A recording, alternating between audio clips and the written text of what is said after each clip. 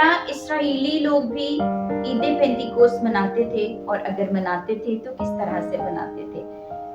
मसीह खुदावंद में आपकी सलामती चाहती हूँ और अपने चैनल पर आपको वेलकम करती हूँ। नाज़रीन, ईद पेंतिकोस्त का दिन मसीही ईमान का एक अहम और बुनियादी हिस्सा है, और इस दिन के साथ एक खास वाकया जुड़ा हुआ है जिससे तमाम दुनिया भर के लोग जो है, मसीही लोग जो हैं, वो रूहानी अकीदत और जोश के साथ इसको हर साल मनाते हैं।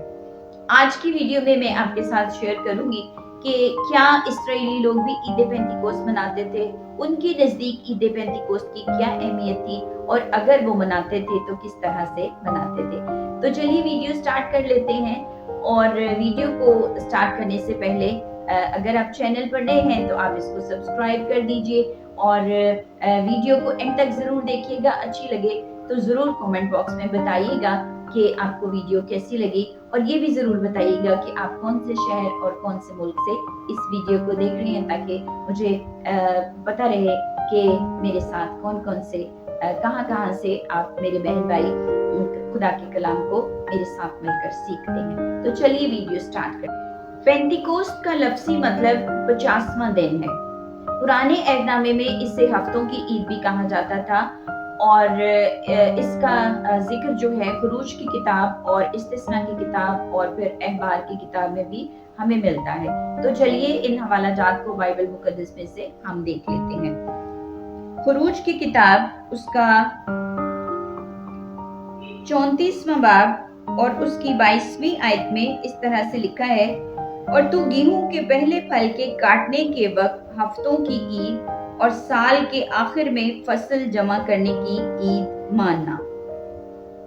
और फिर इस्तिस्ना की किताब उसका 16वां बाब और उसकी 9वीं आयत से 12वीं आयत तक हम जब खुदावंद के कलाम में देखते हैं तो यहाँ इस तरह से लिखा है, फिर तू 7 हफ्ते यूं गिनना कि जब से हंसवा लेकर फसल काटनी शुरू करे तब से 7 हफ्ते गिन लेना। तब जैसी बरकत खुदावंद तेरे खुदा ने दी हो उसके मुताबिक अपने हाथ की रजा की कुर्बानी का हदिया लाकर खुदावंद अपने खुदा के लिए हफ्तों की ईद मनाना, और उसी जगह जिसे खुदावंद तेरा खुदा अपने नाम के मस्कन के लिए चुनेगा, तू और तेरे बेटे बेटियां और तेरे गुलाम और लौंडियां और वो लावी जो तेरे फाटकों के अंदर हो, और मुसाफिर और यतीम और बेवा जो तेरे दरमियान हो, सब मिलकर खुदावंद अपने खुदा के हुजूर खुशी मनाना, और याद रखना कि तू मिस्र में गुलाम था, और इन हुक्मों पर एहतियात करके अमल करना। तो कलाम मुकद्दस हमें बताता है कि बनी इसराइल भी ईद पेंतिकोस्त को हफ्तों की ईद के तौर पर मनाते थे, और इस ईद का हुक्म खुदावंद खुदा ने खुद ईद पेंतिकोस्त या हफ्तों की ये ईद बनी इसराइल के यहाँ कब मनाई जाती थी, तो ये जानना भी हमारे लिए बड़ा दिलचस्पी का बायस होगा। और कलाम मुकद्दस इसके बारे में वाज़ेह तौर पर हमारी रहनुमाई भी करता है। ये ईद जब बनी इसराइल ईद फसा मनाते थे तो उस दिन से लेकर आगे 7 हफ्ते गिनते या फिर 50 दिन गिने जाते थे, और 50वें दिन ये ईद मनाई जाती थी। और इस ईद का जो मौसम था वो फसल की कटाई के दौरान ये ईद मनाई जाती थी, और इसका जिक्र हमें बाइबल मुकद्दस में खुरूज की किताब में, इस्तिस्ना की किताब में और अहबार की किताब में भी हमें मिलता है। और अहबार की किताब में जब हम 23वें बाब की 15वीं आयत से लेकर आगे की आयत को पढ़ते हैं तो वहां पर हमें ये वहां सीखने को मिलता है कि ये ईद कब मनाई जाती है। अब हम इस बात को भी देखेंगे कि ये ईद कैसे मनाई जाती थी। तो उस वक्त जो खुदा ने उनको हुक्म दिया कि किस तरीकेकार से इस ईद को मनाना है, वो बिल्कुल उसी तरह से उसी तरीकेकार पर इस ईद को, बल्कि सारी ईदें जो खुदा ने उनको दी थी उनको मनाते थे। तो ये ईद खास तौर पर इसराइली लोग अपने फसल के जो पहले फल होते थे उनको खुदा के हुजूर शुक्रगुजारी की कुर्बानी के तौर पर लेकर आते, फसल के लिए, पैदावार के लिए खुदा का शुक्र अदा करते, अपने हदिये नजराने कुर्बानी के तौर पर लेकर आते। और इसके साथ ही अहबार की किताब में जब हम इसके तरीकेकार को देखते हैं तो वहां पर न सिर्फ फलों के बारे में बताया गया है, जो बनी इसराइल खुदा के हजूर लेकर आते थे, बल्कि कुछ जानवर भी वहाँ पर कुर्बानी के लिए ज़िबा किए जाते थे, जो शुक्रगुजारी की कुर्बानी होती थी। और इसका तरीक़ेकार कि वो लोग कैसे ये ईद मनाते थे, अगर आप लोग और ज़्यादा तफसील के साथ पढ़ना चाहते हैं तो खुरूज की किताब उसके 23वें बाब की 16वीं आयत में, और गिनती की किताब उसका 28वां बाब और उसकी 26 से 31वीं आयत में हमें इसकी तफसील भी मिलती है। आखिरी नुक्ता जिस पर हम मिलकर गौर करेंगे वो ये है कि बनी इसराइल ये ईद क्यों मनाते थे। तो इसकी 3-4 जो बड़ी वजूहात हैं। सबसे पहले कि वो खुदा की परवरदिगारी के लिए उसकी शुक्रगुजारी करते कि खुदा उनका खालिक है, वो खुदा के लोग हैं, खुदा उनका परवरदिगार है और वो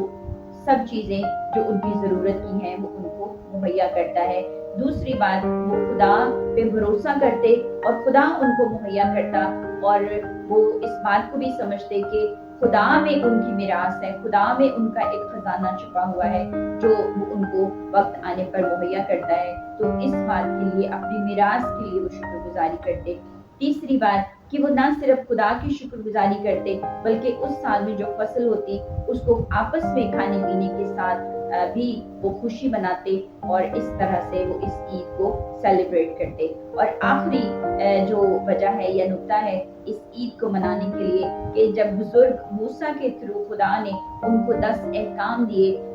तो वो इस बात को भी याद करते कि खुदा ने ना सिर्फ उनको माशी तौर पर बरकत दी, पैदावार दी, फसल दी, जिसके साथ वो अपना सारा साल गुजार सकते हैं, बल्कि खुदा ने उनको रूहानी तौर पर भी